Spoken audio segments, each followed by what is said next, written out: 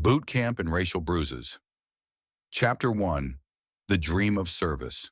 Private First Class. Samuel Sam. Walker had always dreamed of serving his country. Growing up in the 1950s in the segregated South, Sam had seen the effects of racism every day. From the moment he was born, society had told him he wasn't as good as his white counterparts. His parents, both hardworking and determined, raised him with the values of honor and perseverance. They taught him that education and service could be paths to success and respect. When Sam graduated high school, he made the decision to enlist in the United States Army. He wasn't just looking to escape his small town. He wanted to be part of something greater, to prove to himself and the world that he was more than his skin color. He believed that by wearing the uniform, he would not only gain pride but would earn the respect of others. The Army, he thought, was a place where everyone was supposed to be equal. But even as he boarded the bus to basic training, a nagging feeling lingered.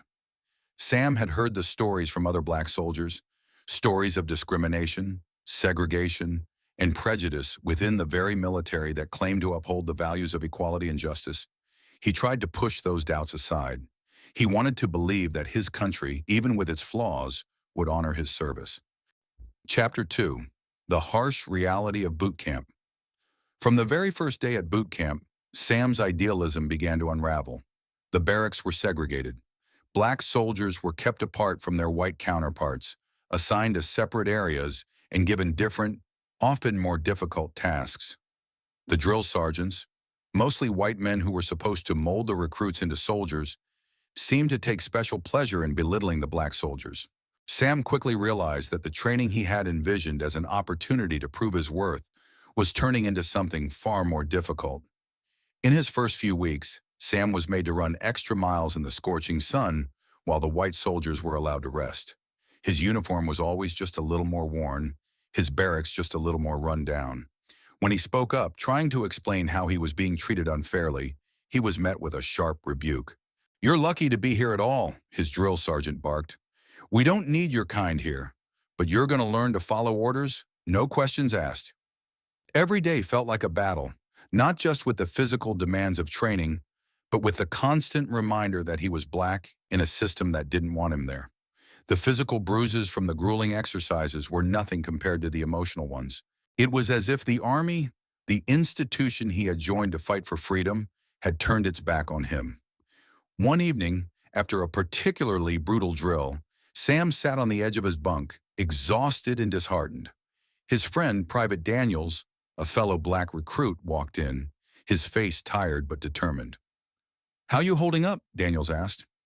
Sam shook his head, letting out a heavy sigh. "I thought this was supposed to be a place where we all come together, fight for the same cause, but it feels like they're doing everything they can to break us." Daniels nodded grimly. "It ain't about the cause, Sam. It's about control. They don't care about us. We're just bodies to them, here to do their dirty work." Chapter 3. The Struggle to Prove Himself. As boot camp progressed, Sam's anger simmered beneath the surface. Every day he had to prove himself in ways that no white recruit was asked to. He had to run faster, lift heavier, and endure harsher treatment. There were moments when he felt like he was losing his spirit, like the Army was stripping him of his dignity and humanity. Yet he refused to quit. The promise he had made to himself, to serve with honor, to fight for the America he believed in, kept him going. One day during a training exercise, Sam was ordered to lead a small group of soldiers through an obstacle course. He had trained hard for this moment, and for the first time, his leadership skills were put to the test. As he guided his fellow soldiers through the difficult course, he noticed something unusual. The white recruits were suddenly offering him respect. They followed his commands without hesitation, and for the first time in weeks, he felt like an equal. But the moment was short-lived. As the exercise came to an end, the drill sergeant called him over, his face twisted with disdain. "Well, look at this," the sergeant sneered. "Seems like you think you're in charge. Don't get too comfortable, Walker. You'll never be more than a black man in a uniform." Sam's heart sank. Despite everything, despite proving himself as a leader, it wasn't enough. No matter how hard he tried, no matter how much he bled, no matter how much he proved, he was still just black in the eyes of his superiors. Chapter 4. Breaking Point. The months dragged on, and Sam became more and more disillusioned. He had survived the physical hardships of boot camp, but the psychological toll of racism weighed heavily on him. The Army had promised equality, but Sam had learned that promises were just words, empty and hollow. One night, after a particularly brutal training exercise, Sam broke down. He sat alone in the corner of the barracks, his face buried in his hands, trying to hold back tears. His muscles ached from exhaustion, but it was the emotional pain that felt unbearable.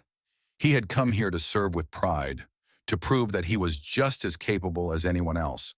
But all he felt now was humiliated. Daniels found him sitting there and sat down next to him. "You all right, man?" Sam shook his head. "I'm done, Daniels. I don't know how much more I can take. They see me as less than human, and no matter what I do, it's never enough." Daniels didn't say anything at first. He just sat there letting the silence stretch between them.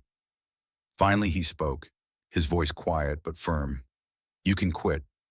I won't lie to you, this ain't easy. But you came here for a reason, right? You came here because you wanted to prove something. To yourself, to them, to everyone. And if you quit now, you're letting them win." Sam's eyes burned with unshed tears. "I don't know if I can keep going. I don't know if I can keep proving myself to people who'll never see me as equal." Miss Daniels nodded. "I get it. But sometimes the fight isn't just about them. It's about you. Don't let them break you. Don't let them make you forget who you are." Chapter 5. The Final Test. In the final weeks of boot camp, Sam's resolve was put to the test.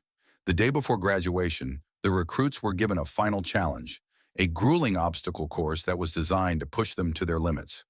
Sam knew this would be his last chance to prove himself, not just to his fellow soldiers, but to himself. As he navigated the course, pushing his body to the brink of exhaustion, Sam realized something.